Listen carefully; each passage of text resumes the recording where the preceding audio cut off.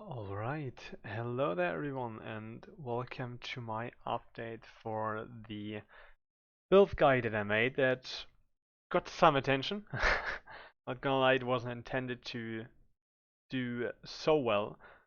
Mostly I just record those videos to explain what I'm playing at the moment and why I'm doing this and that, so people don't ask me all the questions all the time and have to like re-answer them on my Twitch stream. There are a few things I want to say first before going over all these changes. First, as of now, I cannot play Wolcen online. I just got able to go into my offline character.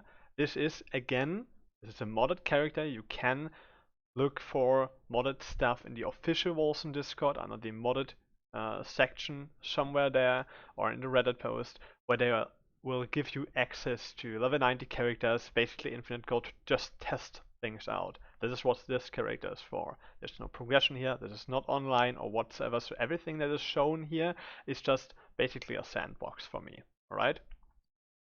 Second disclaimer, I cannot log into online right now. There's a bug going around since the last hotfix and or patch that crashes the game once you are getting to the stage where it's checking your game version for some players. That is not the case for everybody. Maybe it's only for a small section of players. I'm not really sure about that.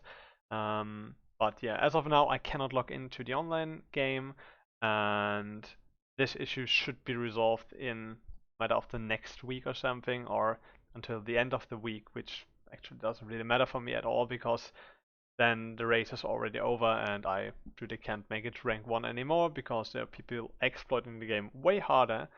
And yeah, we'll maybe see some more some more Wolcen content on this channel and or on my Twitch, but as of now I'm not really sure if that will be the case until the next major content and or bug fix update. And yeah, let's get into the build and what changed. I can show you my online gear. My online gear is quite different from this character and probably a lot stronger as far as what I've seen so far. Um, First things first, I'm using one hand and a shield. It's way smoother to play. It might not deal more damage unless you can get a shield with really high block chance. This is a modded shield. I was just aiming to do 55%, but I somehow ended up at 67. I don't know how, but here we are. You can find shields that have about like 40 to 50% quite regularly once you pass the like level 60, level 80-ish mark of gameplay, because then those mods become available to you on shields. The block chance here will scale the damage on your passive node. This is still the old passive tree, it's just a little bit rotated. So this node here will give you more damage based on the block chance of your equipped shield. This will also scale with a two-handed weapon if you take nodes and or mods that have this text: add block chance and allow any weapon to block.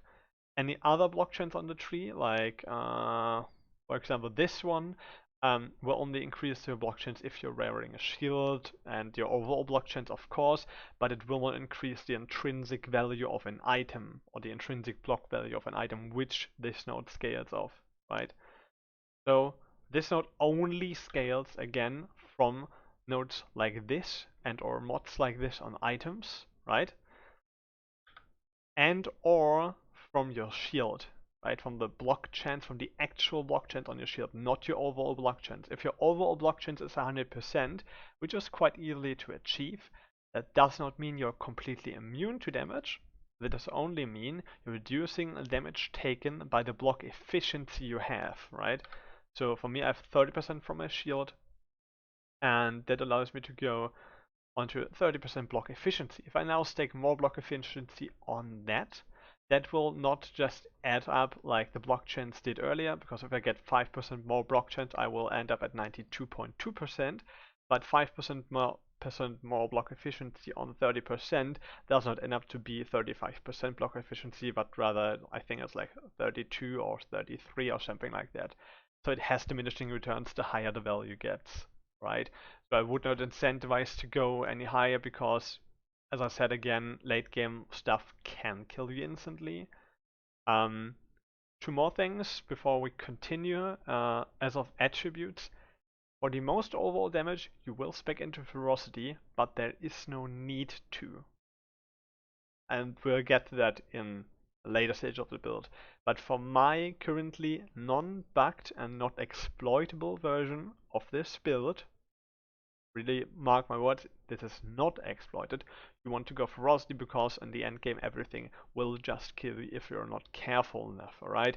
I have a few measures in place to prevent that.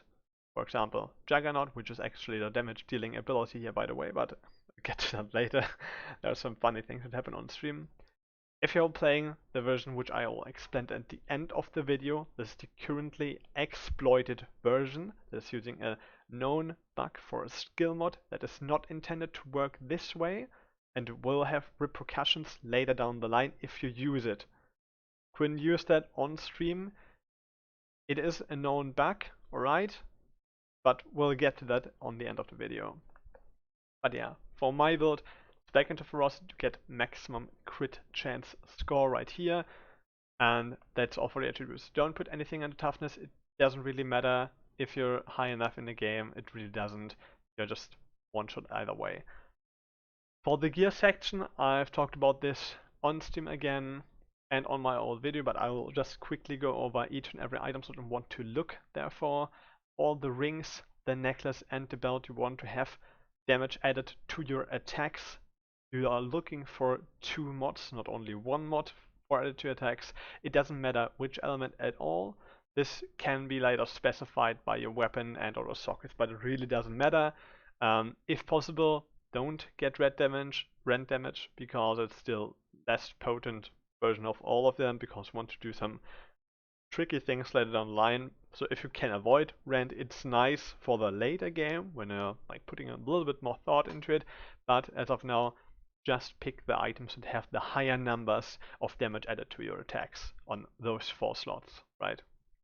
You want to have support 1 sockets on there with Alexandrites in there, not support 2 with physical damage. This is actually really low damage, because if you think of it, you have probably somewhat around like 2000% increased damage, so 17% isn't that much, but 26% multiplier onto your attack crit score is actually far more important. On the shoulders and the gloves, we're looking for the rage and willpower cost reduction. Everything else doesn't really matter. If you can get material and or occult damage that is matching your highest ailment, so for me it's shadow, which you can see as of the weapon skin right now. It's shadow damage, that is my highest dealing ailment at the moment, so I would probably go for occult damage instead of material damage, but as always I would expect you to just take the percent damage, which will increase both of those types, right? So if you get percent damage increase on those gloves, that will increase all material and all occult and all elemental damage, not only material and or occult and or elemental. Those are more specific, so those are actually bad. Those are just there for the rage cost reduction. Same goes for those gloves and the shoulders. All the nice neat little cost reductions right there. For the helmet, the transfer time reduction is nice to have. The cooldown reduction on the other hand is really nice to have, but there are no known good mod on there except again for the increased damage for this one here. It's the material damage. Same goes for the pants and the boots. The boots should have a decent amount of movement speed on them. It would be quite nice to have a high value there. If they are boots that have no movement speed at all, it's not worth taking. To add to that, for the chest, if you are going to do expeditions here, right, and you're choosing veteran and roll area mods, if you roll enough, you can choose the option to lure untainted. If you do that and you open a expedition by those means, this will be comparable to a Greater Rift from Diablo 3. If you're doing that, at the end of this run, when you're clicking the chest, you will have a reward screen pop up. And on this reward screen, you will be able to attain some items. And those items can have a mod on there, especially the chests and the helmets as far as I know. This can give you a mod that increases your damage dealt by each unspent point of rage. This is exactly the same wording as this node right here, right? But they can scale up to 9%. Those are really, really good, and you should strive to get at least any of those chests. It doesn't really matter what is on there, just get this exact mob on the chest. This can also be gained by using the Genesis stones. There are crafting methods for those. So just socket this in any socket color whatsoever in your chest and use a greater entropy orb for the yellow items, or the red entropy orbs, which I don't have at the moment, for the red items. Okay? If you do that, this Genesis zone is able to roll the mod. It is not guaranteed, but it will have a chance to roll on your chest.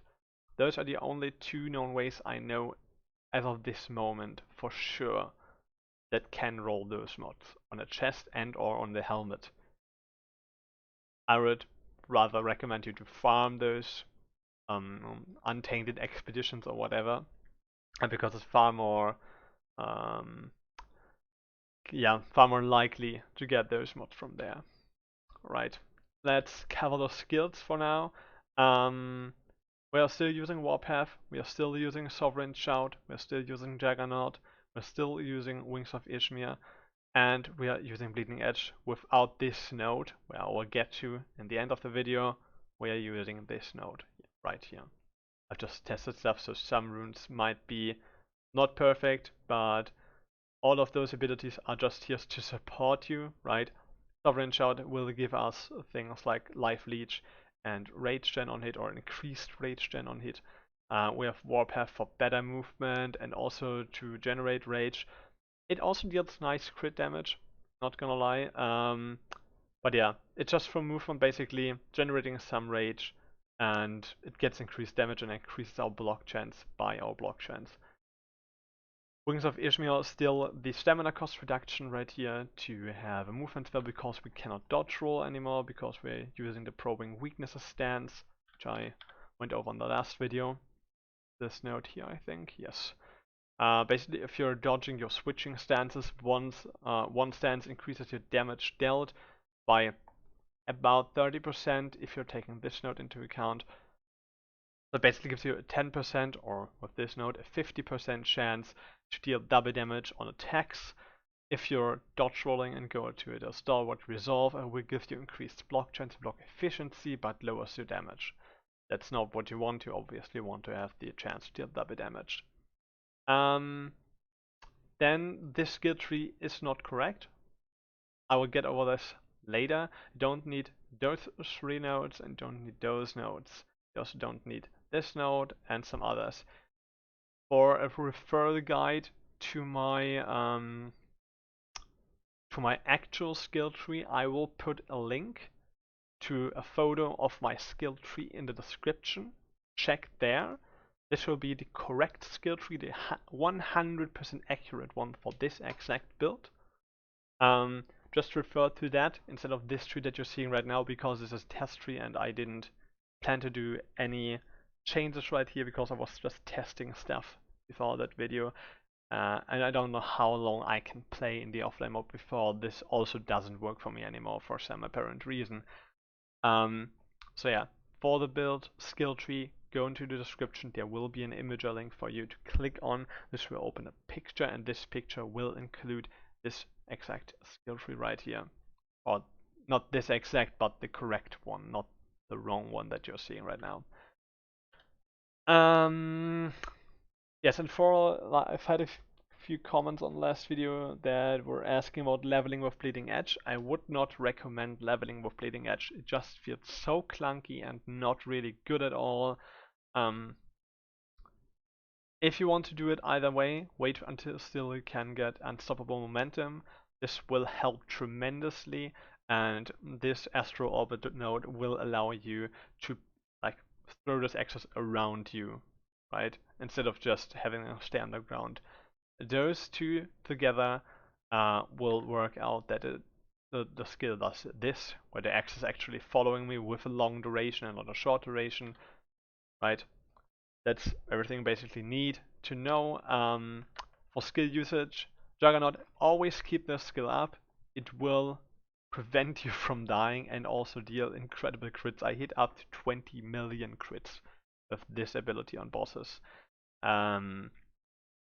Sovereign Shout will give you all the spells that are listed there, which are extremely nice to have. It will help you stay alive, it will help you move around the map faster, it will help you maintain your bleeding edge buffs better, and will give you rage back.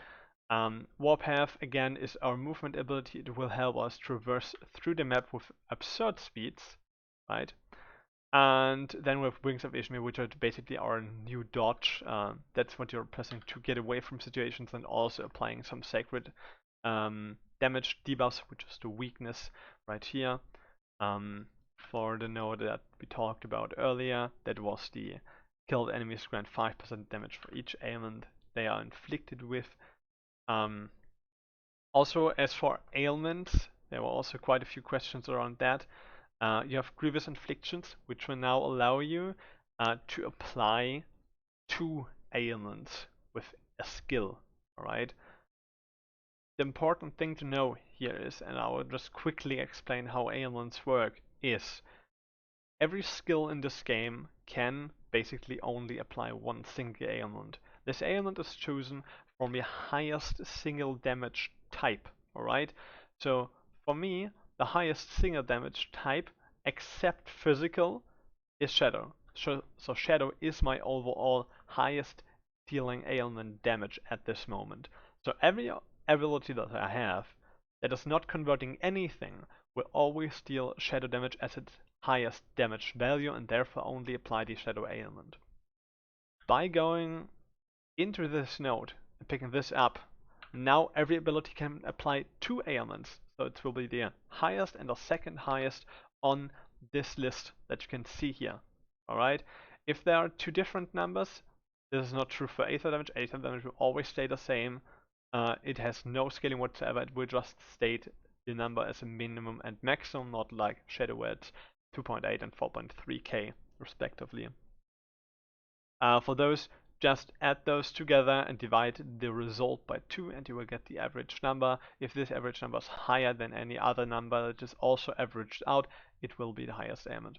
So for now, I will probably deal Shadow damage as well as Aether damage on any of my abilities. If they are, and here's the important part, if they are not naturally converting them. For example, Bleeding Edge does this. Bleeding Edge will convert any ailment that you put into the ability by gear and so on into rend damage. I personally don't really know why it's choosing freeze after that. It might be because it's only converting the things from your weapon and not from anything else. So after getting those damage numbers into the weapon, it chooses just Frost as my second highest ailment after the rend, which it deals implicitly.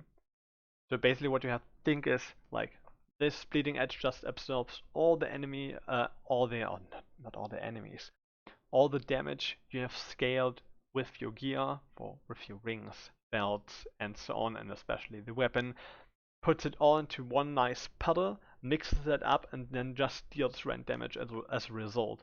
This is what Bleeding Edge basically does in terms of calculations. So the second highest after that, when it does not take into account what my weapon is dealing, that seems to be the case right here, that will be Frost in my case. It doesn't really matter what you choose, although there should be noted that the best ailments at this moment are Aether, Shadow, Lightning, and Frost. Toxic and Rend are damage over time effects, which don't really deal that much unless you spec really into them. Fire is somehow not really working as intended. There are some nodes that profit from fire damage, but as of now I can't seem to get this working, so I would recommend you to go for Aether and Shadow at this moment.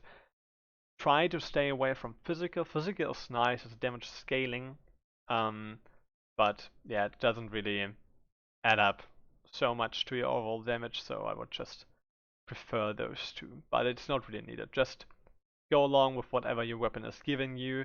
Try to get a weapon that has 2 mods that state damage on attacks with this weapon, right? Alright, I think that should be that covered. Is there anything more? I've explained the gear, I've explained the attributes, the skill tree is, as I said in the description, I explained the skills. We are using 2 rage potions, and as for a few common questions, why this? Yeah. This node will give us permanent rage instead of willpower. This node will give us double damage while we are above 750 rage. That's also why we are choosing those nodes on the tree and this node on the tree. Right? Again, this is not the correct skill tree. It will be in the description. All right, I will fix this into the correct one. Don't be alarmed. This will not allow you to dodge anymore, and yes, that's basically it. Together with this one, I will try to provide a leveling link, or like not a leveling link, but a link for a lower level skill tree. This is level 90 at the moment with a lot of unneeded nodes that were just here for testing purposes, as I said. But yeah, all of this will be provided in the description. If you have any further questions, just ask me in the comments right here on YouTube, or if it's urgent, come to my Twitch channel at twitch.tv/sorted, and also linked in the description, where I probably will not play Wolcen at this moment because, as I said, I can't. I might do more content for it once all those bugs are fixed, once all the exploits are fixed. And speaking of exploits, what I'm going to explain now is nothing I would recommend to anyone to use as of this moment. People who are using this will have repercussions. They are exploiting the game with things that are not intended to work. Alright, this includes people that dupe and exploit gold, by the way. There has been an official statement on the Wolcen Discord that those people will face some actions taken against them. Alright. There are a few nodes on a tree that are helpful, which are seen in this build. It's this one that increases your status ailment chance score. This is the chance that you're getting from wisdom, right? This exact score here. So this node alone basically doubles it to about 30% per attack. So you have a 30% chance to apply an ailment on an attack, which is nice, and that is basically all you should ever need. More is better, but really it's not needed. The second thing you're doing is you're obviously taking this one to apply more ailments per skill, and then there are 2 nodes right here after this one. That's the max ailment stacks. Those 2. You can also still take the Insidious Decay to apply more ailments, because damage over time doesn't really matter at all. So you're basically having a cap of 20 maximum ailments after taking those 2 nodes. As the normal basic cap is 10 as far as I know. And you will also apply 2 extra ailment stacks, which would be 3, and this can be then, yes, doubled by this node as well as those. So we have 30% chance now to inflict 6 ailment stacks on an enemy. What we are doing now, and this again is the exploiting part where it really gets messy, and I again would not incentivize to use for anybody to use this basically. Bleeding Edge has a certain node to it, and that is also the node that you will see on Quinn's build. Quinn69 is playing with this at the moment. He also reported it. It's this node on here. So what this actually does is it will increase your overall total damage by 20% per ailment stacks. So that means once you're having 20 stacks of one ailment, let's say Rend for example, if you're only using Bleeding Edge with nothing else, right? This will increase your damage by 400% more damage. That will mean about 5 times your overall damage. For comparison, right? This gives me 2 times my damage. This gives me a 50% chance to deal 2 times my damage, and this will result on overall 2 or maybe even 3 times your damage at maximum, right? With my current shield, this is about a 2500% damage increase, which is nice. It sounds more than it actually is, but it's really nice to have it, alright? So this is what this basically does, the Bane of Tyranny. But if you would calculate the damage multiplier that the Bleeding Edge mod gives you, this one exactly, to the like 2000 or 2500% increase, this node basically gives you about 4500 to 5000% increased damage per ailment. That would result in about 50,000% increased damage when you're having 8 different ailments on an enemy, which is completely nuts and is not intended to work this way.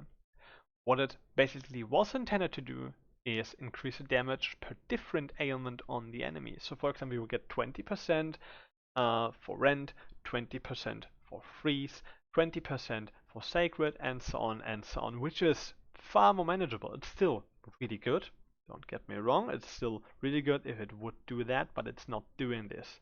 It's doing the damage increase per each and every stack.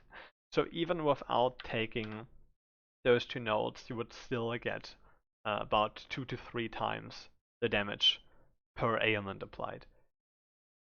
That does not mean we're stacking ailment damage or anything else, it just means that you want to apply as much ailments as possible. There are a few skills and or spells that does or that do stuff like that. For example, let's see, Winter's Grasp has a node that turns the base frost into shadow.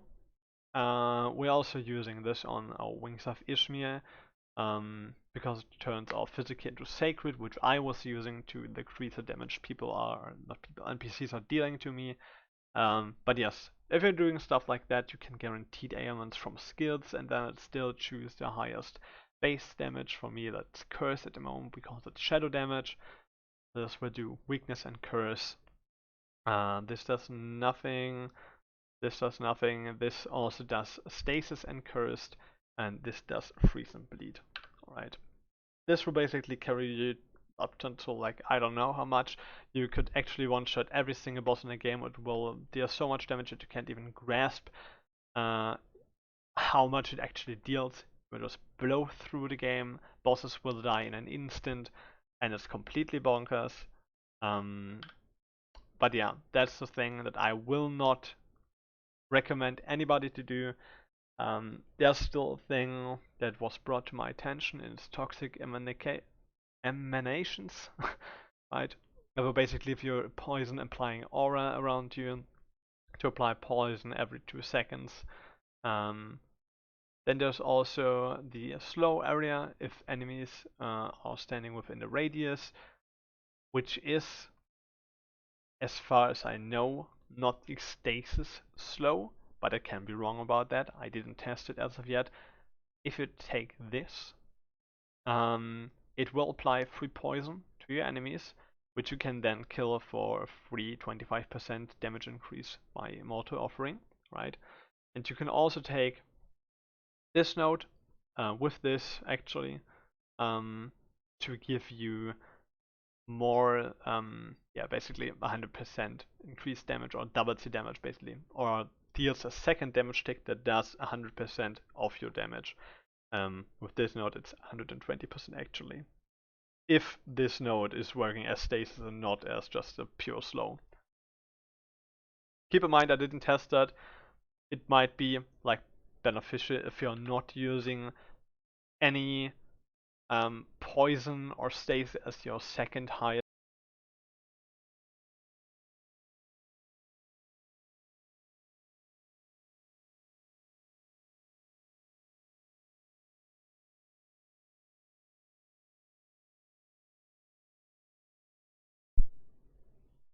Alright, my headset just died, but this is also the end of the video. I hope everything is covered with this.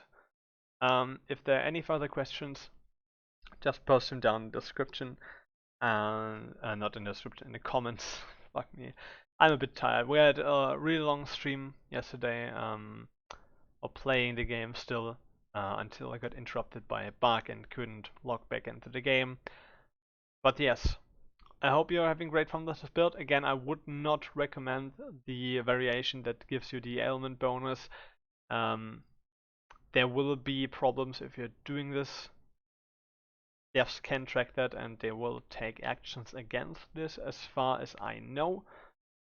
This is all the information I have as of now for the 18th of February at almost 14 o'clock. So I would not recommend to use it to anybody. If you're taking this risk, don't blame me for it. You can do that, but I will not take any sort of yes, protection for you anyway. I do not recommend it to anybody, but still with my build that I explained in the first video and in this video again, I reached up until 169. This is the last mode of Ascension, not the last level. The last level is level 160, no, 187 I think. If you beat that, you're at 190, and that is basically the maximum you can do at the moment of this recording. It was pretty fun until then. I had a lot of fun actually playing this game, but as of now, because all those bugs and those problems happening here, I'll probably stay away from the game for a while until those major issues are fixed. And once there's the next season coming up or whatever, we'll probably go again for the #1 spot on the leaderboards if they have any up until this point. Again, with an ethical playthrough, no exploits, and so on. If anybody of you are like curious about this, and this is actually not so broken as of other stuff in the game as of this recording. It's good, but it's not completely busted. As I've stated, the element stuff is way more overpowered. And actually the hardest hitting ability in my build is the Juggernaut, which hits for about 10 to 20 million if it's depleted by an enemy.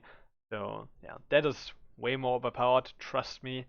But yeah, it's only one hit on like, what is it, 16.6 second cooldown, holy shit.